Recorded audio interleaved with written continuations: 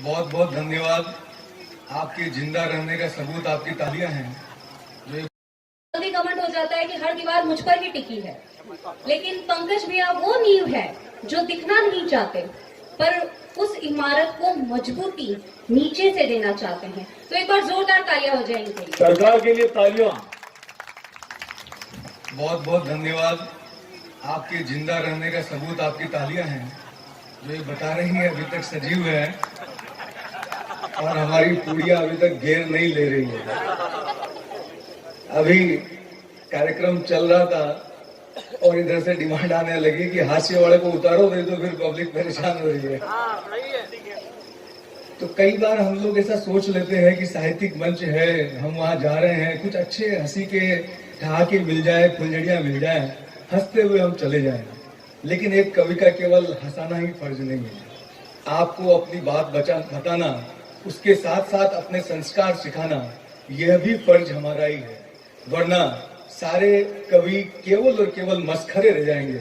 तो आपको मैं अनुरोध करूंगा कि हमारे जो भी रस के कवि आए हैं, सबको आप बहुत ही अच्छे तरीके से सुने और सबको आप अपना प्यार दें, स्नेह दें। मैं अपनी बात शुरू करता हूं, कुछ छोटे छोटे छंद रखता हूं। पहले जो मैं कोई बात रखूं इससे पहले, क्योंकि हम जहां बैठे हुए हैं, व्यास गद्दी हमारे बाएं दाईं तरफ लगी हुई है और 7 दिन से हम एक साधना में रत हैं। इस साधना के लिए अपने गुरुवर को कहते हैं, जब तक किसी का गुरु न बने कोई, तब तक उसको मोक्ष प्राप्त नहीं होता है। और इसीलिए हम लोग मोक्ष प्राप्त करने, यानी इस जन्म की नहीं, हम अगले जन्म की और अगले जन्मों से भी अगले जन्म से मुक्ति प्राप्त करने की, जिसको हम मोक्ष कहते हैं, उसके लिए अपना गुरु बनाते हैं, जिसे हम आध्यात्मिक गुरु बनाते हैं। और वो हमें जब गुरु मंत्र देते हैं, उस गुरु मंत्र से हमारा कल्याण होता है। और ऐसी बहुत सारी अच्छी बातें हमारी दीदी पिछले 7 दिन से 6 दिन से यहाँ आप लोगों के बीच में कह रही होंगी। मैं उनको अपनी पंक्तियां समर्पित करता हूँ। गुरु ज्ञान देने वाले, हमें समझाने वाले, ऐसे गुरुवर प्रभु तुमको प्रणाम है। गुरु ज्ञान देने वाले, हमें समझाने वाले, ऐसे गुरुवर प्रभु तुमको प्रणाम है। अंधकार दूर कर सिर पर हाथ धरे, व्यासपीठ पर बैठे गुरु को प्रणाम है। अंधकार दूर कर सिर पर हाथ धरे, व्यासपीठ पर बैठे गुरु को प्रणाम है। हल सारे तू निकाले, अनुकंपा दृष्टि डाले, हल सारे तू निकाले, अनुकंपा दृष्टि डाले, प्रभु से मिलाने वाले गुरु को प्रणाम है। मझधार से निकाले करे भाग्य में उजाले, मझधार से निकाले करे भाग्य में उजाले, प्रभु सम गुरुवर तुमको प्रणाम है, प्रभु सम गुरुवर तुमको प्रणाम है। हमने गुरु को प्रभु के समतुल्य माना है और हमें ध्यान होगा, गुरु गोविंद दोहु खड़े ताके लागू पाए, बलिहारी गुरु आपनो गोविंद दियो बताए। हम उस परंपरा के मानने वाले लोग हैं, तो हम वहां से अपने गुरुवरों को प्रणाम करते हैं, जिनके आशीर्वाद से हम आज आप लोगों के बीच में हैं। जैसा कि मैंने पहले बताया कि मैं बिहार दरभंगा की धरती से आया हूँ। इसीलिए नहीं आया हूँ कि वहां शराब बंद हो गया और मैं शराब पीता हूँ, क्योंकि मैं शराब पीता नहीं हूँ। मैं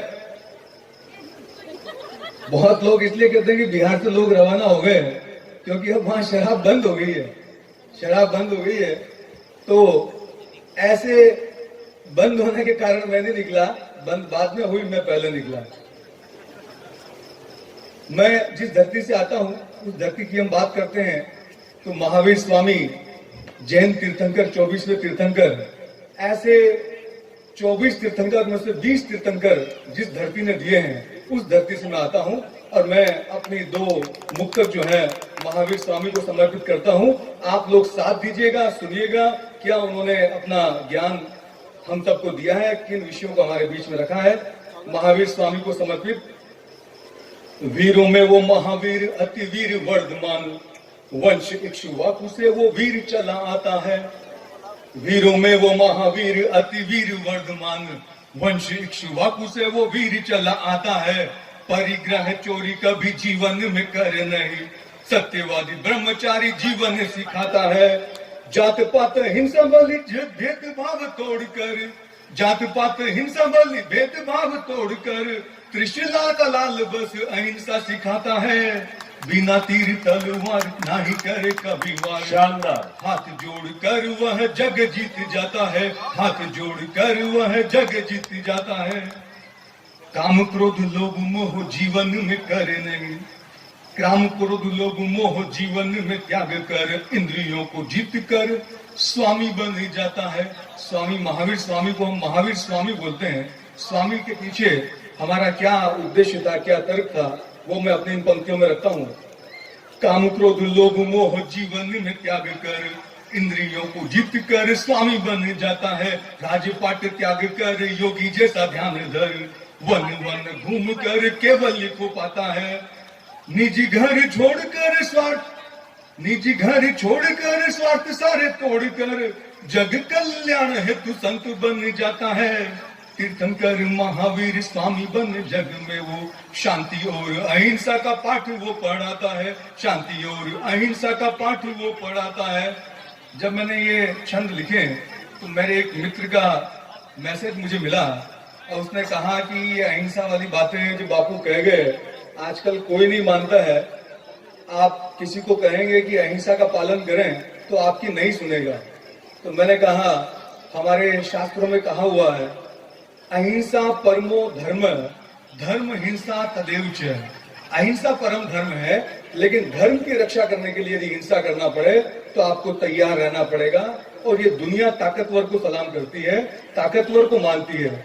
आपने अपने पास डंडा रखा और फिर कहेंगे कि लाइन से चलिए, तो सारे लोग लाइन से चलेंगे और आप में यदि निर्बलता दिखाई दी तो लोग आपकी बात नहीं सुनेंगे। तो हम निश्चित रूप से अहिंसा का पालन भी करेंगे, अहिंसा को अपना धर्म भी बनाएंगे, लेकिन साथ साथ अपना शक्ति संचय भी करेंगे।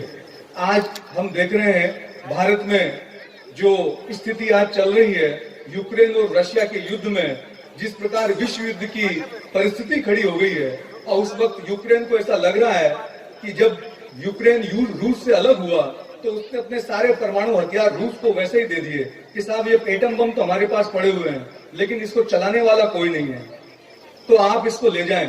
और रशिया ने, रूस ने वो सारे एटम बम अपने यहाँ रख लिए और रखने के बाद में वो यूक्रेन को आश्वासन देता है कि आपके ऊपर यदि भविष्य में कोई हमला होगा तो रशिया आपकी रक्षा करेगा। लेकिन हम आज समय देख रहे हैं रशिया ही यूक्रेन पर हमला कर रहा है। यानी वो एटम बम जो यूक्रेन ने रशिया को दे दिए, यदि वो आज उसके पास होते तो उसे किसी की रक्षा की जरूरत नहीं पड़ती, उस एटम बम से अपनी रक्षा कर पाता। आज भारत यदि सक्षम है तो इंदिरा गांधी और अटल जी के द्वारा जो परमाणु परीक्षण किए गए हैं, जिसके कारण हम लोग आज परमाणु शक्ति संपन्न देश हैं, ये उनकी देन है कि हम आज सर उठा करके मजबूती से पूरी दुनिया के सामने में अपनी बात रख रहे हैं। मैं हमारे अभी हाल ही की घटनाओं के बारे में जिक्र करूंगा, जिसमें हमने देखा कि कैसे रामनवमी के अवसर पर शोभा यात्रा निकली और शोभा यात्रा पर कई जगह पथराव हुए, कई जगह पेट्रोल बम फेंके गए, कई जगह हिंसा हुई। हम जानते हैं कल तक जब हमारी शोभा यात्रा निकल रही थी, शोभा यात्रा के आगे हमेशा रक्षा ध्वज जो हमारा रहता था, जिसको हम अखाड़ा कहते थे, गांव-गांव के लोग, युवा लोग हर मंदिर पर, जो हनुमान जी का मंदिर हुआ करता था, वहां अखाड़ा चलाते थे और उनके सशक्त रहने से पूरा गांव सुरक्षित रहता था। लेकिन हमने देखा कैसे दिल्ली में हिंसा हुई, कैसे करौली में हिंसा हुई और कैसे देश के दूसरे हिस्सों में हिंसा हुई। तो हम जो भूल गए हैं, हमारे कोई भी देवी देवता बिना शस्त्र के नहीं है। हम जिस भी देवी देवताओं को देखें तो उसमें शास्त्र के साथ साथ शस्त्र की भी पूजा की गई है, लेकिन हमने समय के साथ भूल गए। अपने बच्चों को अच्छे अंग्रेजी मीडियम के माध्यमों में हमने पढ़ाया और हम इस बात को भूल गए कि हम इसको शक्ति संपन्न बनाएं। तो मैं एक रचना आप लोगों के बीच में रखता हूं और मैं आशा करता हूं कि आप लोग उसको अपना स्नेह देंगे। अस्त्र को पूजे, शस्त्र को पूजे, पूजे अपने शास्त्र सभी। अस्त्र को पूजे, शस्त्र को पूजे, पूजे अपने शास्त्र सभी। समझ में आए जैसी भाषा उसे समझाएं आप सभी। अस्त्र को पूजे, शस्त्र को पूजे, पूजे अपने शास्त्र सभी। समझ में आए जैसी भाषा उसे समझाएं आप सभी। नहीं समझा जो ज्ञान से अब तक व्यर्थ न करें अपनी शक्ति। नहीं समझा जो ज्ञान से अब तक व्यर्थ न करे अपनी शक्ति, कर संधान निज अस्त्रों का दिखला दे अपनी शक्ति। अस्त्र को पूजे शस्त्र को पूजे, पूजे अपने शास्त्र सभी, समझ में आए जैसी भाषा उसे समझाए आप सभी। राम ने भेजा था अंगद को, हमने देखा है हमेशा हमारे रामायण और महाभारत दो ऐसे ग्रंथ हैं जो हमें बहुत कुछ ज्ञान देते हैं, केवल हम उसको कहानी समझ करके पढ़ करके आगे बढ़ जाते हैं और उससे ज्ञान नहीं लेते, यही हमारी कमजोरी है। देखा है हर युद्ध से पहले एक शांति प्रयास होता है, और जब राम और रावण का युद्ध हुआ तो शांति दूत बना करके अंगद को भेजा गया कि जाओ और आप रावण को समझाओ, एक बार उसको समझाओ कि वो सीता को वापस दे दे और राम से माफी मांग ले तो ये युद्ध रुक सकता है और वो पूरा रावण का कुल जो नाश होने वाला था नाश होने से बच सकता है। लेकिन कहते हैं विनाश काले विपरीत बुद्धि, रावण को समझ में नहीं आई और रावण इस बात को नहीं माना, परिणाम हम सब जानते हैं। अस्त्र को पूजे शस्त्र को पूजे, पूजे अपने शास्त्र सभी, समझ में आए जैसी भाषा उसे समझाए आप सभी। राम ने भेजा था अंगद को समझाने रावण को जभी, छोड़ के सीता मांग ले माफी, आजा प्रभु के शरण अभी। 10-10 सर से समझ न आई दशानन को बात कभी, शर संधान किया था प्रभु ने गर्वी को समझाने तभी। अस्त्र को पूजे शस्त्र को पूजे, पूजे अपने शास्त्र सभी, समझ में आए जैसी भाषा उसे समझाए आप सभी। बात से समझ अगर आ जाती, बात से समझ अगर आ जाती तो स्वयं हम जानते हैं महाभारत में स्वयं भगवान श्री कृष्ण एक बार युद्ध से पहले शांति दूत बनकर महाभारत में हमने देखा कि वो कैसे कौरवों के दरबार में पहुंचते हैं और कहते हैं कि आप इस युद्ध को रोक सकते हैं तो रोक लें, मैं निवेदन लेकर के आया हूं और आपको हम आधा आधा कौरव साम्राज्य बांटने के लिए नहीं कह रहे हैं। यदि आप कुछ नहीं दे सकते हैं कि 5 गांव कौरवों को दे दीजिए, मैं कौरवों की तरफ से आश्वस्त करता हूं केवल 5 गांव में कौरव मान जाएंगे। लेकिन दुर्योधन ने उसकी बात नहीं मानी और कहते हैं कि वो 5 गांव नहीं, वो एक सुई के बराबर जमीन देने से उसने मना किया। और उसका बाद फिर हमने परिणाम देखा कि दुर्योधन की विपरीत बुद्धि का विनाश काल का क्या परिणाम हुआ। अस्त्र को पूजे शस्त्र को पूजे, पूजे अपने शास्त्र सभी, समझ में आए भाषा उसे समझाए आप सभी। बात से समझ अगर आ जाती दुर्योधन फिर क्यों लड़ता, माधव फिर खुद भी सफल न होते गर महाभारत ना होता। अस्त्र को पूजे शस्त्र को पूजे, पूजे अपने शास्त्र सभी, समझ में आए जैसी भाषा उसे समझाए आप सभी। नव नव रात्रि साधना करके अर्जित की मां से शक्ति, मां ने तुझको अजय बनाया भागई उन तेरी भक्ति। मां ने तुझको अजय बनाया भागई उन तेरी भक्ति। ताकतवर जब बन जाएगा मानेगा फिर बात सभी। हम जानते हैं शक्ति आपके पास है तो कहते हैं अंग्रेजी में एक कहावत है, माइट इज राइट, शक्ति है पास तुम्हारे तो जमाना देगा साथ। बात से अस्त्र को पूजे शस्त्र को पूजे, पूजे अपने शास्त्र सभी, समझ में आए जैसी भाषा उसे समझाए आप सभी। ताकतवर जब बन जाएगा मानेगा फिर बात सभी। चीन पाक भी गुण गाएंगे गाए गौरव गान सभी। अस्त्र को पूजे शस्त्र को पूजे, पूजे अपने शास्त्र सभी, समझ में आए जैसी भाषा उसे समझाए आप सभी। आशा है आपको समझ में आई होगी, तो आप करतल ध्वनि से इस बात का इशारा कर सकते हैं कि आपको ये कविता अच्छी लगी है।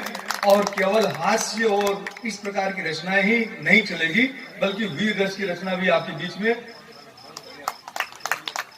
भारत माता की, हम सभी इसी भारत माता की सेवा करने के लिए निकले हुए हैं और मैं बहुत ज्यादा समय न लेते हुए एक रचना आप लोगों के बीच में जो रखना चाह रहा हूं, आशीर्वाद चाहूंगा। भारत के वीर सिपाहियों को समर्पित अपनी एक रचना है जो मैं आपको दे रहा हूं। उससे पहले एक छंद देखें। हमने देखा है कि न केवल संग्राम में पुरुषों ने साथ दिया है, बल्कि लक्ष्मीबाई जैसी जो हमारी मातृशक्ति थी उसने भी तलवार लेकर के अंग्रेजों का दमन किया। और मैं अपना मुक्ता करता हूं। देशद्रोहियों को सदा चुन चुन, वीर मारे वीरांगना चुन चुन, शत्रुओं को मारती। देशद्रोहियों को सदा चुन चुन, वीर मारे वीरांगना चुन चुन, शत्रुओं को मारती। कोई नर सिंह बन चीरता फाड़ता तन, काली बन नर मुंड कोई थी उतारती। गोली चले तोप चले चाकू तलवार चले, गोली चले तोप चले चाकू तलवार चले, हथियारों से ही सब उतारते आरती। वीर जो भी प्राण दे दे देश पर जान दे दे, ऐसे शूर वीरों को मां भारती दुलारती, ऐसे शूर वीरों को मां भारती दुलारती।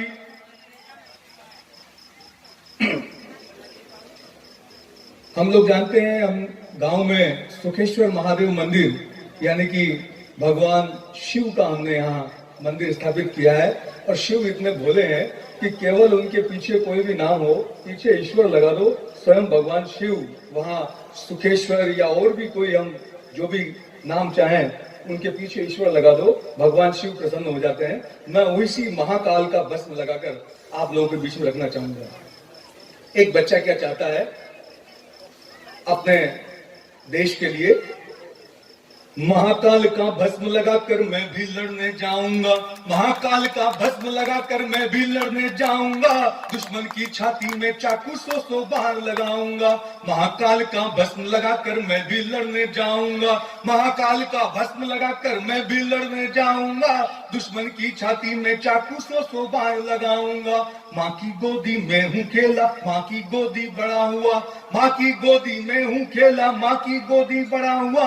माँ के अन्न जल से ही है मेरा तन ये खड़ा हुआ, माँ के अन्न जल से ही है मेरा तन ये खड़ा हुआ। जब तक एक बूंद लहू की मेरे तन में बाकी है, जब तक एक बूंद लहू की मेरे तन में बाकी है, अंतिम सांसों तक भी मैं माता की लाज बचाऊंगा। महाकाल का भस्म लगाकर मैं भी लड़ने जाऊंगा। बहुत बहुत स्वागत आदरणीय अपर्णा जी दीदी हमारे बीच में 6 दिन धर्मशास्त्र को लेकर के चर्चा करत रही है। आपसे आग्रह है दीदी कि आप यहाँ अच्छा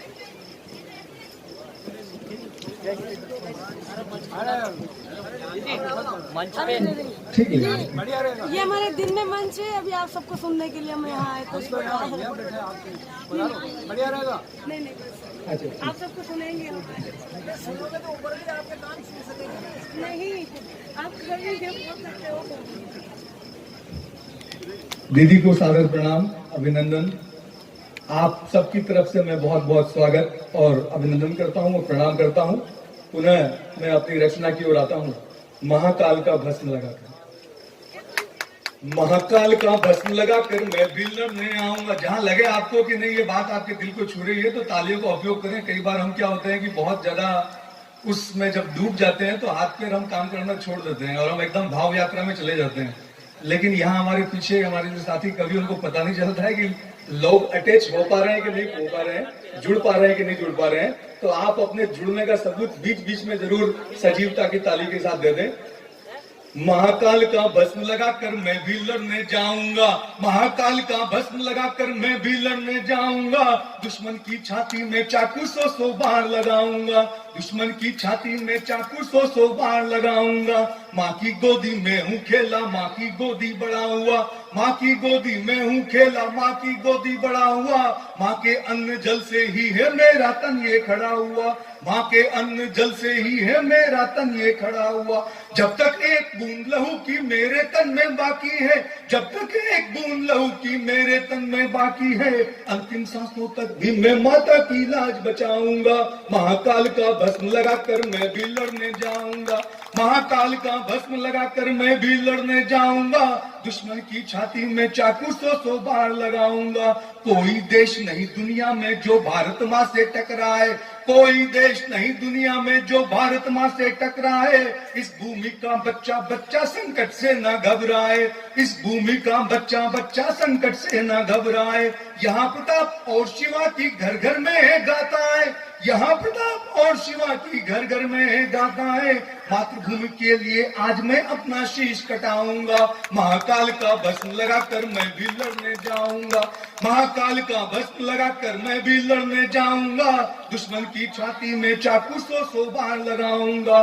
इस धरती पर राम हुए हैं, इस धरती पर कृष्ण हुए, इस धरती पर राम हुए हैं, इस धरती पर कृष्ण हुए, इस धरती पर चंद्रगुप्त से अनिंदित कितने वीर हुए। इस धरती पर चंद्रगुप्त से अगिनत कितने वीर हुए।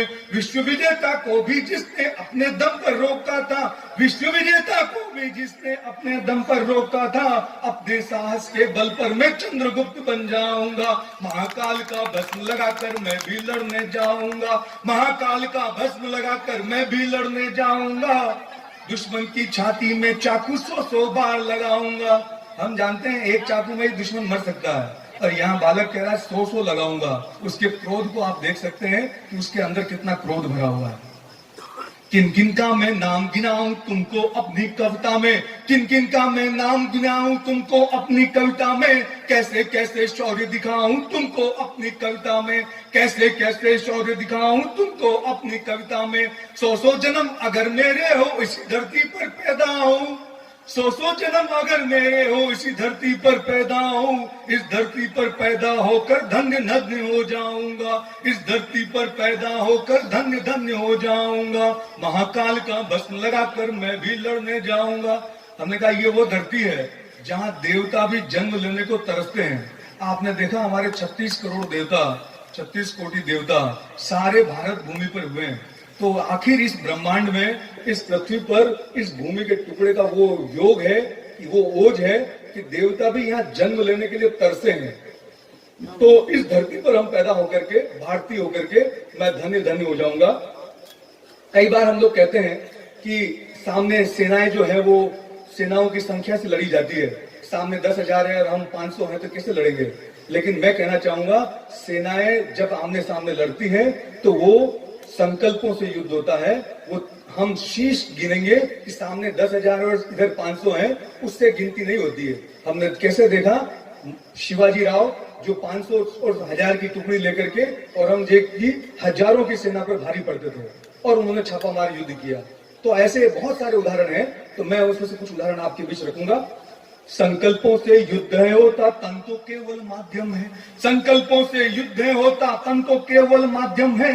विजय हमारी हो जाती जब इच्छा शक्ति कायम है। विजय हमारी हो जाती जब इच्छा शक्ति कायम है। जैसे कंस की मथुरा में कान्हा ने धूम मचाई थी, जैसे कंस की मथुरा में कान्हा ने धूम मचाई थी।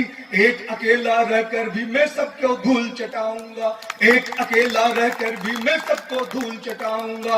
महाकाल का भस्म लगाकर मैं भी लड़ने जाऊंगा। महाकाल का भस्म लगाकर मैं भी लड़ने जाऊंगा। दुश्मन की छाती में चाकू 100 बार लगाऊंगा। माँ ऐसा आशीष मुझे दे काटूं गर्दन दुश्मन की। माँ ऐसा आशीष मुझे दे काटूं गर्दन दुश्मन की। चीर के उसकी छाती का मैं रक्त पियाऊं नस नस की। चीर के उसकी छाती का मैं रक्त पियाऊं नस नस की। आज अभी से मैं भी यार अब ये भीम प्रतिज्ञा करता हूँ। आज अभी से मैं भी अब यह भीम प्रतिज्ञा करता हूँ। रक्त की हर बूंदों से अपनी माँ का कर्ज चुकाऊंगा। महाकाल का भस्म लगाकर मैं भी लड़ने जाऊंगा। हमने देखा महाभारत का युद्ध हुआ और युद्ध के पीछे 2 प्रतिज्ञाएं आती है, एक भीष्म प्रतिज्ञा और एक भीम प्रतिज्ञा। वो भीष्म प्रतिज्ञा जिसके कारण महाभारत का युद्ध हुआ। भीष्म ने प्रतिज्ञा की जो इस गद्दी पर बैठेगा, शासन की गद्दी पर बैठेगा, मैं उसका रक्षा करूंगा, मैं उसका कहना मानूंगा। और भीष्म खुद जो थे एक तरह से अजर अमर थे, उनको इच्छा मृत्यु का वरदान था, वो किसी से मरने वाले नहीं थे। उनकी प्रतिज्ञा के कारण वो युद्ध हुआ। यदि वो दुर्योधन को रोक सकते अपने विवेक से कि दुर्योधन तू गलत कर रहा है रुक जा, तो ये शायद महाभारत का युद्ध नहीं होता। लेकिन दुर्योधन को पता था भीष्म जैसा अजय योद्धा जब उसके साथ है तो सामने कोई भी उसके सामने नहीं टिकेगा। और इसी भीष्म के कारण वो युद्ध लड़ा और हमने देखा भीष्म प्रतिज्ञा के कारण युद्ध हुआ है। दूसरी तरफ भीम ने, जब हमने देखा कि द्रौपदी का पूरे पांडाल में कैसे दुर्योधन ने उनका मान मर्दन किया, कैसे उनका चीरहरण किया, और तब भीम ने प्रतिज्ञा ली कि मैं इन कौरवों को, ये दुशासन जिसने आपके इस वस्त्र को हाथ लगाया, उसके हाथ उखाड़ दूंगा, उसकी छाती के लहू से आपके केशों को धोऊंगा। और द्रौपदी ने व्रत लिया, संकल्प लिया, मैं अपने बालों को उसी दिन धोऊंगी और सहलाऊंगी और उसी दिन बांधूंगी जिस दिन दुशासन का छाती का लहू मेरे को मिलेगा। और भीम ने वो लहू दुशासन की छाती को फाड़ करके कैसे लेकर के आए और द्रौपदी का वो संकल्प पूरा किया। एक भीम प्रतिज्ञा थी जिसने, हमने देखा कि महाभारत के युद्ध में एक तरफ 100 कौरव और एक तरफ 5 पांडव, उस 100 कौरवों में से एक कौरव पांडवों के साइड हो गए थे, लेकिन 99 कौरवों को मौत की घाट उतारने वाला अकेला भीम था। 99 कौरवों को अकेला मृत्यु के घाट उतारने वाला भीम था। इसीलिए मैं कह रहा हूं, मैं भीष्म प्रतिज्ञा नहीं करूंगा, मैं भीम प्रतिज्ञा करूंगा। माँ ऐसा आशीष मुझे दे काटू गर्दन दुश्मन की, माँ ऐसा आशीष मुझे दे काटू गर्दन दुश्मन की, चीर के उसकी छाती का मैं रक्त पिया हूँ नस नस की, चीर के उसकी छाती का मैं रक्त पिया हूँ नस नस की। आज अभी से मैं भी अब यह भीम प्रतिज्ञा करता हूँ, आज अभी से मैं भी अब यह भीम प्रतिज्ञा करता हूँ, रक्त की हर बूंदों से अपनी माँ का कर्ज चुकाऊंगा, महाकाल का भस्म लगाकर मैं भी लड़ने जाऊंगा, महाकाल का भस्म लगाकर मैं भी लड़ने जाऊंगा, दुश्मन की छाती में चाकू से 100 बाण लगाऊंगा। और अंतिम बंद रखता हूँ, आप जरूर आप वहां तक पहुंचेंगे, शब्द यात्रा करेंगे। नहीं चाहिए ऐसा जीवन जिसमें देश का मान न हो, नहीं चाहिए ऐसा जीवन जिसमें देश का मान न हो, नहीं चाहिए ऐसा जीवन जिसमें स्वाभिमान न हो, नहीं चाहिए ऐसा जीवन जिसमें स्वाभिमान न हो। चाहे गोली खा जाऊं मैं 10-10 अपने सीने पर, चाहे गोली खा जाऊं मैं 10-10 अपने सीने पर, चाहे गोली खा जाऊं मैं 10-10 अपने सीने पर, वीर शहीदों की सूची में अपना नाम लिखाऊंगा, वीर शहीदों की सूची में अपना नाम लिखाऊंगा, महाकाल का भस्म लगाकर मैं भी लड़ने जाऊंगा, महाकाल का भस्म लगाकर मैं भी लड़ने जाऊंगा, दुश्मन की छाती से चाकू 100 बाण लगाऊंगा। भारत माता की